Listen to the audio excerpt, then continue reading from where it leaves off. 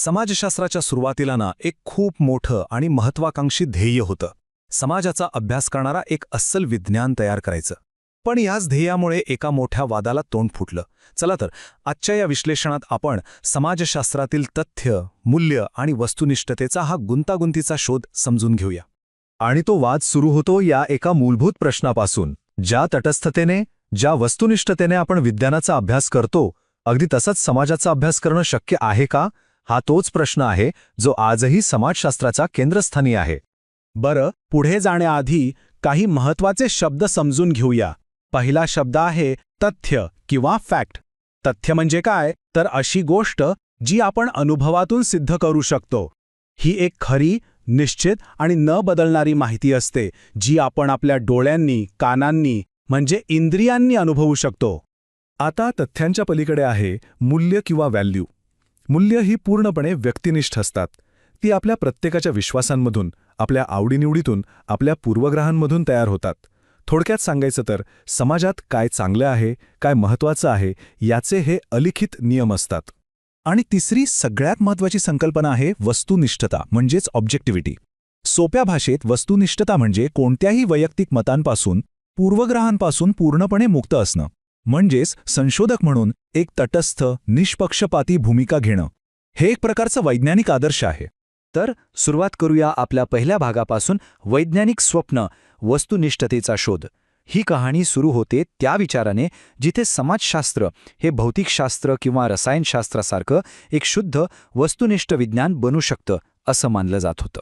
सुरुवातीचे समाजशास्त्रज्ञ, विशेषतः एम.एल. दुर्खाईमसारखे विचारवंत, यांचा आग्रह होता की आपण सामाजिक तथ्यांना निर्जीव वस्तूंप्रमाणे हाताळला पाहिजे. त्यांचं म्हणणं होतं की संशोधनासाठी एक पूर्णपणे तटस्थ आणि मूल्यमुक्त दृष्टिकोन हवाच, अगदी नैसर्गिक विज्ञानासारखा. पण या वैज्ञानिक स्वप्नाला एक मोठं आव्हान मिळालं, आणि तेच आपण आता पाहणार आहोत. तो म्हणजे अपरिहार्य चष्मा, पूर्वग्रहांचं वास्तव.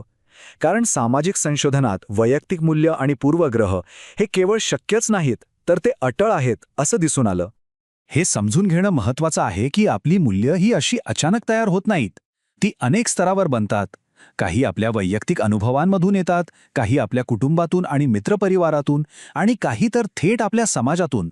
या सगळ्यांचा मिळून एक असा चष्मा तयार होतो ज्यातून प्रत्येक संशोधक जगाकडे पाहत असतो. मग प्रश्न येतो की हा पूर्वग्रह नक्की संशोधनात येतो तरी कुठे? तर साधारणपणे 4 मुख्य टप्पे आहेत. पहिला, संशोधनासाठी विषय निवडताना. दुसरा, त्याबद्दल एक अंदाज म्हणजे हायपोथिसिस बांधताना. तिसरा, प्रत्यक्ष माहिती गोळा करताना. आणि चौथा, जी माहिती मिळाली आहे तिचा अर्थ लावताना. म्हणजे बघा, प्रत्येक टप्प्यावर संशोधकाची मूल्य निकालावर परिणाम करू शकतात. आता एक भन्नाट उदाहरण पाहूया. रॉबर्ट रेडफील्ड आणि ऑस्कर लुईस नावाच्या 2 समाजशास्त्रज्ञांनी मेक्सिकोमधील एकाच गावाचा अभ्यास केला. आता रेडफील्ड, जे फंक्शनलिस्ट होते, म्हणजे समाजाकडे एक सुसंवादी रचना म्हणून बघत होते, त्यांना त्या गावात फक्त एकोपा आणि सहकार्य दिसलं.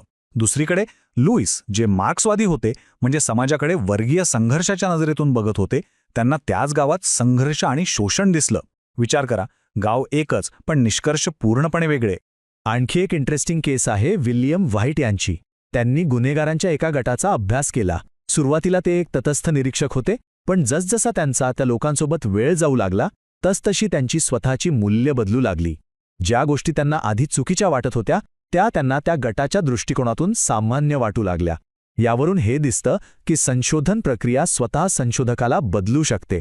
तर मग जर 100% वस्तुनिष्ठता शक्यच नसेल, तर यावर उपाय काय? इथेच आपण आपल्या तिसऱ्या भागाकडे येतो, परिपूर्ण विज्ञानाच्या पलीकडे एक मध्यम मार्ग. यात आपण बघणार आहोत की समाजशास्त्रज्ञांनी या पूर्वग्रहांच्या समस्येशी 2 हात करण्यासाठी कोणते मार्ग शोधून काढले आहेत. यात सगळ्यात महत्त्वाचं नाव येतं मॅक्स वेबर यांचं. त्यांनी मूल्य तटस्थता किंवा व्हॅल्यू न्यूट्रॅलिटी ही संकल्पना मांडली. त्यांचं म्हणणं खूपच प्रॅक्टिकल होतं. ते म्हणाले, ठीक आहे, संशोधनासाठी विषय निवडताना तुमच्या मूल्यांचा प्रभाव पडू शकतो, ते मान्य आहे. पण एकदा का विषय निवडला की माहिती गोळा करताना आणि तिचं विश्लेषण करताना मात्र मूल्यांना पूर्णपणे बाजूला ठेवलंच पाहिजे. मग आजचे संशोधक काय करतात? तर ते आपल्या संशोधनाची विश्वासार्हता वाढवण्यासाठी अनेक पद्धती वापरतात.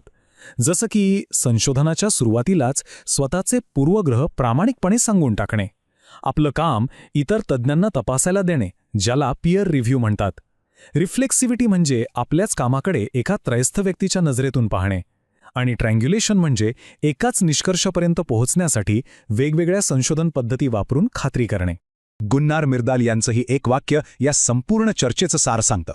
ते म्हणतात, अव्यवस्था स्वतःहून सुव्यवस्थित बदलत नाही, त्यासाठी दृष्टिकोन आवश्यक आहेत. याचा अर्थ काय? तर सामाजिक जग हे माहितीच्या एका महासागरासारखं आहे, एक प्रकारची अव्यवस्थाच. यातून काहीतरी अर्थपूर्ण शोधायचं असेल तर कुठून तरी सुरुवात करावी लागेल, एक दृष्टिकोन स्वीकारावा लागेल. त्यामुळे मूल्य ही फक्त एक अडचण नाही, तर या गुंतागुंतीच्या वास्तवाला समजून घेण्यासाठी एक आवश्यक साधनसुद्धा आहेत. आता आपण या विश्लेषणाच्या अगदी शेवटच्या टप्प्यात आलो आहोत. तर या सगळ्यातून शिकण्यासारखं काय आहे आणि हा वाद इतका महत्त्वाचा का आहे? तर यातून मिळणारा सर्वात महत्त्वाचा बोध हा आहे की समाजशास्त्राचं ध्येय हे कदाचित एक 100% मूल्यमुक्त, परिपूर्ण विज्ञान बनणं नाहीये. उलट एक अशी शिस्त बनणं आहे जी स्वतःबद्दल जागरूक आहे, जी कठोर आहे आणि जी संशोधनातला मानवी घटक नाकारत नाही, तर त्याला स्वीकारते आणि त्याचं योग्य व्यवस्थापन करते. आणि जाता जाता एक विचार करायला लावणारा प्रश्न, जर परिपूर्ण वस्तुनिष्ठता ही अशक्यच असेल, तर मग समाजशास्त्रीय संशोधनाला विश्वासार्ह काय बनवतं? कदाचित त्याची कठोरता आणि पारदर्शकता हीच त्याच्या विश्वासार्हतेची खरी किल्ली आहे का? या प्रश्नावर नक्की विचार करा.